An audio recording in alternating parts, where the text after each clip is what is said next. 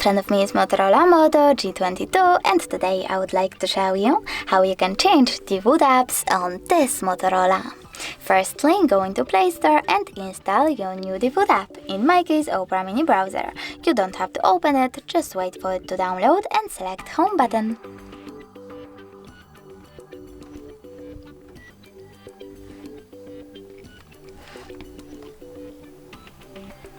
Nextly, you need to access your device's settings, choose Apps and click on Default Apps. Now tap on one of those sections. I want to change my browser app, so I will go with Browser, click on Opera to set it up and simply go back. As you can see, after that, my default app has changed. Thanks so much for watching. If you enjoyed this video, leave a like, comment and subscribe. Bye!